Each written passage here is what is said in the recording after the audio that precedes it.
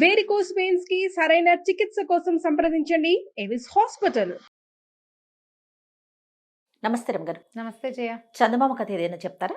మహావీరుడి కథ చెప్తాం. కోసల రాజ్యానికి కీర్తిచంద్రుడు అని ఒక రాజుగారు ఉండేవారట. ఆయనకి లేక లేక ఒక కుమార్తె పద్మావతి. పిల్ల బహు అందగత్తె. 14 ఏళ్ళు వచ్చినప్పటి నుంచి ఈ పెళ్ళి ఏ సంవత్సరం చేయాలి అటా ఇటా ఆలోచించి మొత్తానికి 18వ ఏడు వచ్చాక అమ్మాయికి పెళ్లి చేద్దాము, స్వయంవరం చాటిద్దామా, ఏం చేద్దాము అని జాతకాలు చూస్తున్నారు. ఓకే, జాతకాలు చూపించుకుని ముందు ఈ అమ్మాయికి సమయం ఎప్పుడు ఏమిటో చూస్తారుగా. అయితే ఏమైంది, ఈ జాతకాలు రకరకాల గురువుగారులు వాళ్ళు వీళ్ళు చేయి చూసేవాళ్ళు, హస్త సాముద్రికదారులు వీళ్ళు చాలామంది వస్తారు. ఈ వ్యవహారం సాగుతుండగానే ఉన్నట్టుండి ఒకనాడు యువరాణి మాయమైపోయింది. పద్మావతి లేదు. పడుకున్నట్టుగా మంచాలు గించాలు అన్నీ అలాగే ఉన్నాయి, అమ్మాయి లేదు. ఏం చేయాలో తెలియలే. ఎలా వెళ్ళిపోతుంది? ఏ తలుపు గడియ తీసినట్టుగా కూడా లేదు. పోనీ అమ్మాయి బయటికి వెళ్తే అనంతరం అదే వెళ్ళిపోతే గడియలు తీసి ఉండాలి, అంతేగా. సహాయం చేశారు ఎవరైనా ఆ చెలికత్తులు అనుకుంటే అందరూ మంచి గాఢ నిద్రలోనే ఉన్నారు. తెల్లవారేసరికి మాయమైపోయింది. సరే వీళ్ళు ఏమనుకున్నారు, అంజనం వేయించాలి, ఆ పిల్ల ఎక్కడుందో బాగా వెతికారు. చుట్టుపక్కలంతా తోటలు దొడ్లు వెతికారు. ఏదైనా రాక్షసమాయ జరిగిందేమోనన్న అనుమానంతో అంజనం వేయించడానికి కూర్చున్నారు. కూర్చుంటే ఒక అంజనం వేసే పంచాంగకర్త అనకూడదులే, ఒక గురువుగారు ఉన్నారు వీళ్ళ దగ్గర. ఆయన అంజనం వేసి చూశాడు. చూసి అమ్మాయి జీవించే ఉంది, ఈమెని ఒక బ్రహ్మరాక్షసుడు ఎత్తుకుపోయాడు. 3 నెలల్లో ఈ అమ్మాయికి బ్రహ్మరాక్షసుడితోటి వివాహం కాబోతోంది. వివాహం చేసుకోవటానికి తీసుకుపోయాడు వాడెవడో. 3 months ఉంది పెళ్ళికి, 3 నెలల్లో వివాహం చేసుకుంటాడు. అయిపోయింది. అప్పుడు మళ్ళీ అంజనం, ఆ రాక్షసుడికి మరణం ఉందా, ఈ పెళ్లి తప్పుతుంటే అవేమీ తెలియలే. మళ్ళీ వేయటానికి అంజనం వేసిన తర్వాత మళ్ళీ 15 రోజుల దాకా అంజనం వేయటానికి వీల్లేదు, దాని పద్ధతి అది. వీళ్ళకి ఏం చేయాలో తెలియలే. అయితే ఒక మంత్రి గారు అన్నారు, దాందే ఉంది మహాప్రభు, మన రాజ్యం నిండా సాహసవంతులే బోళ్ళంతమంది, సాహసికులు చాలామంది ఉన్నారు. శౌర్య ప్రతాపాలకి కోసల రాజ్యం పెట్టింది పేరు. ఓకే, సైన్యం చాలా పెద్దది మంది. చాటింపేయిద్దాం.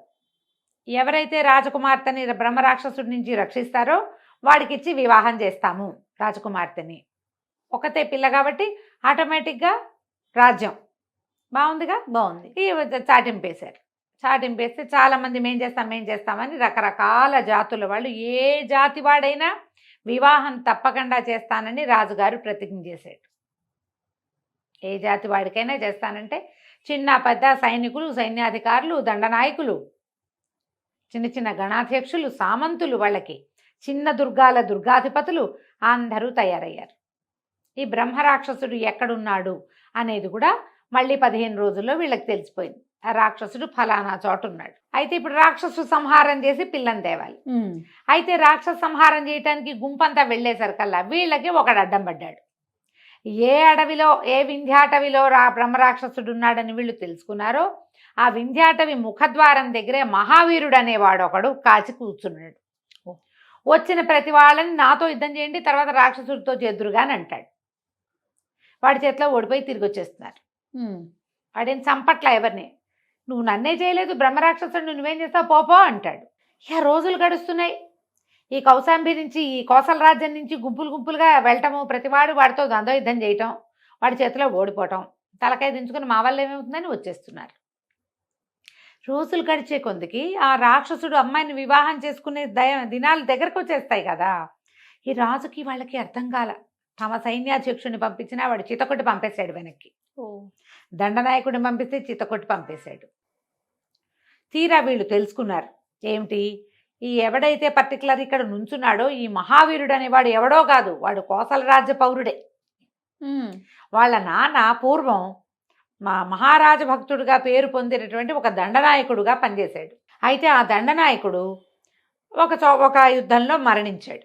ఓకే, ఏదో ప్రాబ్లం అయి మరణించాడు. ఈ అబ్బాయి చాలా కాలం ఎక్కడికో పోయి విద్యలు నేర్చుకొచ్చాడు. ఇప్పుడు వాడు ఇక్కడ పొంచి కూర్చున్నాడు. రాజుగారికి ఏం చేయాలో అర్థం కాల. అక్కడి నుంచి వాళ్ళ అమ్మ ఎక్కడుందో వెతుక్కున్నారు. ఆవిడ కోసల రాజ్యంలోనే ఉంది. ఆ అమ్మ దగ్గరికి వెళ్ళారు. వెళ్ళి మీ వాడు రాజద్రోహిగా ప్రవర్తిస్తున్నాడు, రాజకుమార్తెను తేవటానికి వెళ్ళిన వాళ్ళందరినీ అడ్డుకుంటున్నాడు, వీడు సరైన వాడుగా ప్రవర్తించట్లేదు, నీ భర్త రాజభక్తుడు, చివరి ఏదో ఇబ్బంది అయ్యి అతను మరణించాడు, ఊరు పేరు లేకుండా పోయాడు, వీడు కూడా అలాగే చేసేలాగా ఉన్నాడని రాజుగారు అనేసరికల్లా ఆవిడ కాదు కాదు మహాప్రభు మావాడు మహారాజ భక్తుడు, మామూలు భక్తుడు కాదు, మహాభక్తుడు వాడు. అసలు రాజ్యానికి చెడుపు తెచ్చే అడ్డ పేరు తెచ్చే పని చెయ్యనే చెయ్యడు, అలాంటి వాడు కాదు. వాడికి పరమ రాజభక్తి, చాలా రాజభక్తి. వాడు ఇలా చేయటానికి ఏదో కారణం ఉండుంటుంది.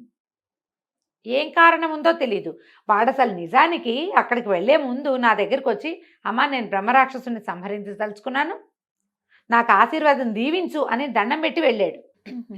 చిన్నప్పటి నుంచి నా భర్త వాడు చిన్నప్పుడే చనిపోయాడు, ఊరు పేరు లేకుండా పోయాడని, నీకు అలాంటి చావు రాకూడదని నేను ఎప్పుడు చెప్పేదాన్ని.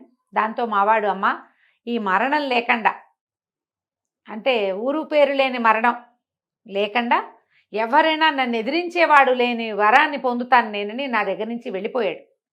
చిన్నప్పుడే 14 ఏళ్ల వయసులోనే వెళ్ళిపోయాడు. 10 సంవత్సరాలుగా వాడు ఎన్ని చోట్ల తిరిగి ఎన్నో విద్యలు నేర్చుకున్నాడు. మహావీరుడు వాడు, పేరుకు తగ్గట్టే. పైగా రాజభక్తుడు. కోసల రాజ్యం అంటే మా పరమ ప్రీతి. వాడు ఎక్కడెక్కడో ఉన్నాడు, నన్ను తీసుకెళ్ళలా, వాడు మళ్ళీ వెనక్కే వచ్చాడు. పైగా బ్రహ్మరాక్షసుని చంపుతానని దీవెనలు అడిగాడు నన్ను. అతను ఎందుకు ఇలా తిరగబడుతున్నాడో నాకు కూడా తెలియటం లేదండి. మా అబ్బాయి అలాంటి వాడు కాదని ఆవిడ ఏ ఒట్టు పడితే ఆ ఒట్టేసి. రాజు మంత్రి ఏమన్నది, మరి ఏదో మతలబు ఉంది ఇక్కడ, ఏమిటి ఉంది ఇక్కడ చూద్దాం అనుకున్నారు. సరే వీళ్ళేమనుకున్నారు, ఇట్లా సైనికులు మామూలు వేషాలు వేసుకెళ్తే రండి నా మీద కత్తి యుద్ధానికి అంటాడు వాడు. అలా కాదని ఒక రైతు కూలి వేషం వేసుకుని, రైతుల వేషాలు వేసుకుని రాజుగారు మంత్రి గారు అక్కడికి పోయారు. మహావీరుని చూస్తే ఆశ్చర్యపోయారు. వాడు మంచి చువ్వలా ఉన్నాడు. అసలు కత్తిడాలు చేస్తే వాడు త్రిపురాంతకుడులాగా కనపడుతున్నాడు. మంచి అంటే ఏదో దుష్టబుద్ధి అలాంటివి ఉన్నవాడిలాగా లేడు. చాలా ప్రశాంతమైన వదనము, చాలా క్లారిటీ ఉన్న మొహం వాడిది. వీళ్ళకి అర్థం కాల. వీళ్ళు అక్కడ ఉండగానే ఒక గుంపు వచ్చింది, దండనాయకుల గుంపు. వాళ్ళందరినీ చితకొట్టి పంపేశాడు. నన్ను ఓడించి లోపలికి వెళ్ళండి వింధ్యాటవిలోకి అంటాడు. సరే అడిగారు వీళ్ళు, నాయన ఏమిటో నువ్వు ఇక్కడ ఎందుకున్నావు, ఏం చేస్తున్నావంటే, మరి కోసల రాజ్యం తాలూకు వీళ్ళందరివి ప్రతాపాలు గమనిస్తున్నానండి అన్నాడు. గమనిస్తావు సరే, గమనించడం ఎందుకంటే అది కాదండి, నేను ఇక్కడ వెయిట్ చేస్తున్నానా, వీళ్ళందరూ వచ్చారు, ఒక్కొక్కళ్ళు వస్తున్నారు. వీళ్ళు నన్నే మానవుణ్ణి జయించలేకపోతే బ్రహ్మరాక్షసుని ఎలా జయిస్తారు? ఎవడైనా నన్ను ఒకడు కొట్టి బ్రహ్మరాక్షసుని జయిస్తారేమోనని చూస్తున్నా, వీళ్ళు నా దగ్గరే ఓడిపోతున్నారు, అందుకని పంపించేస్తున్నాను అన్నాడు. అనేసరికల్లా ఈ మంత్రి గారు అన్నాడు, మరి అలాగైతే నీకు అంత ప్రతాపశాలి అయితే నువ్వే వెళ్ళి మా బ్రహ్మరాక్షసుని చంపచ్చు కదటోయ్ అని అడిగారు. అడిగితే ఎందుకు చంపకూడదండి, లక్షణంగా చంపచ్చు, నేను చంపడానికి రాజుగారు అడ్డం పడుతున్నాడండి అన్నాడు. వాళ్ళకి అర్థం కాదు. రాజు అడ్డం పట్టం ఏమిటి, రాజు చక్కగా పిల్లనిచ్చి పెళ్లి చేస్తానన్నాడు కాదు అన్నాడు కదా.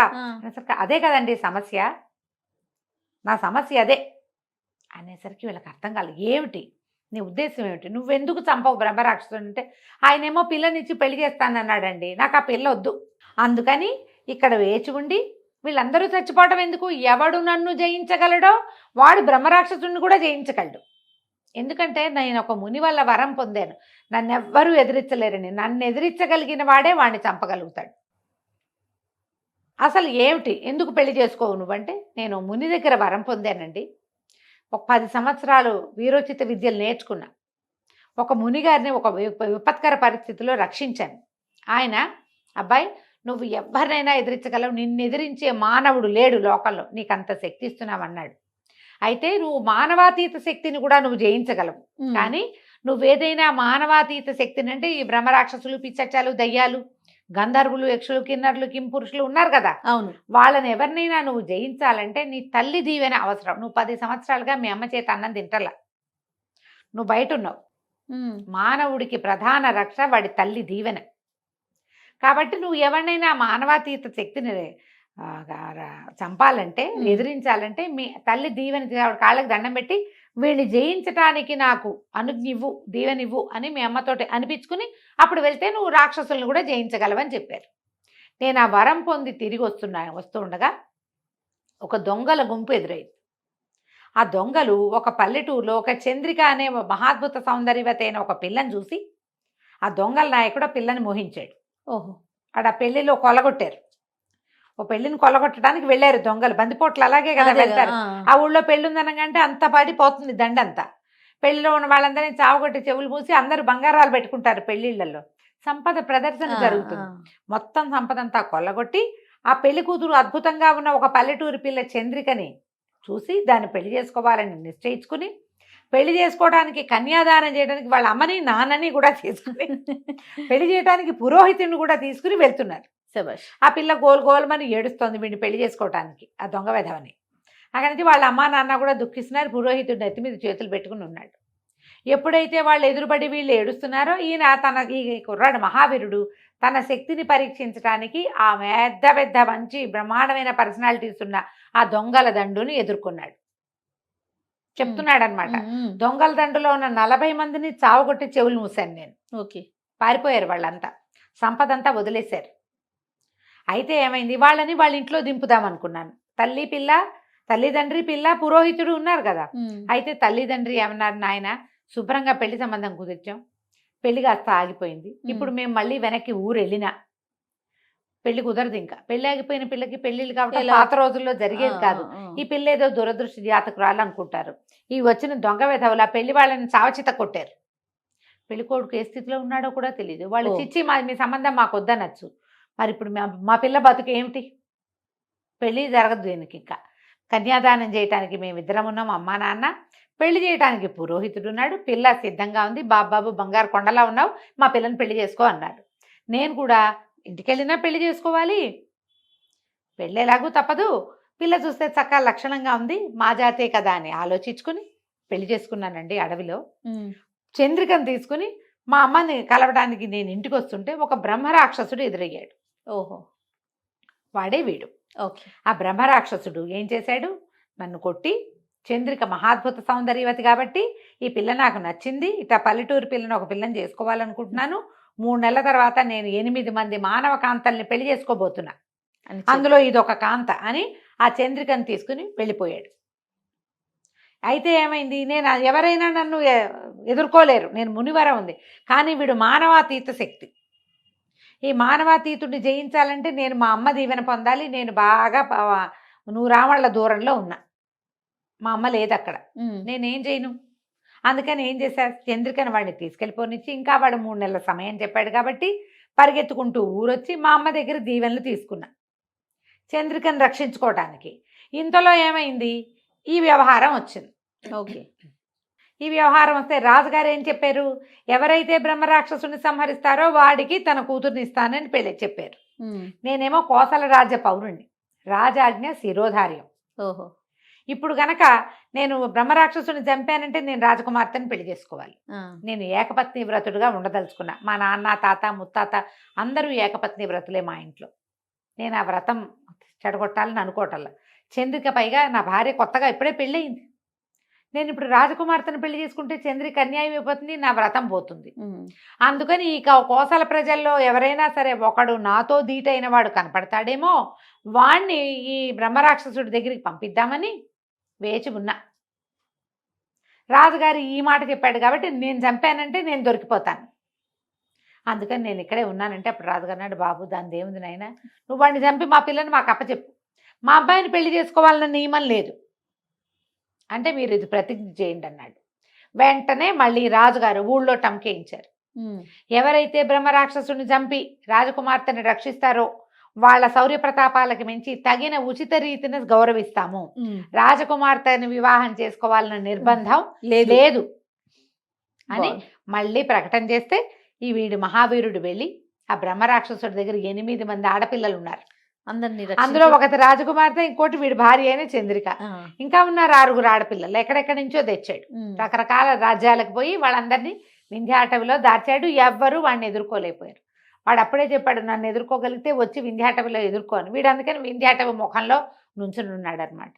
లోపలికి వింధ్యాటవిలోకి వెళ్ళి ఆ బ్రహ్మరాక్షసుడిని ఎదుర్కొని వాడిని చంపేసి, ఎందుకంటే వీడికి అమ్మ దీవెన లభించింది, 8 మంది ఆడపిల్లల్ని ఫ్రీ చేశాడు.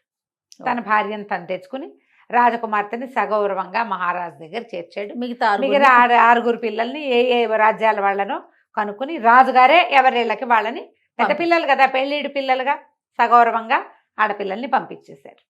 రాజకుమార్తెకి తర్వాత కాలంలో వివాహం జరిగింది. ఈ మహావీరుణ్ణి సర్వసైన్యాధ్యక్షుడిని చేసి తన దగ్గరే పెట్టుకున్నాడు రాజుగారు. అతన్ని ఎవరు ఎదిరించలేరు. రాజ్యం చల్లగా ఉంటుంది, ఏ సంక్షోభానైనా అతను ఎదుర్కోగలడు. కాబట్టి ఇలా చేసి ఈ మహావీరుడిని యొక్క ప్రతిజ్ఞని నిలబెట్టాడు రాజుగారు. కథ కంచికి మనం ఇంటికి. బాగుంది రమ్మగారు. నమస్తే అండి. నమస్తే చేయ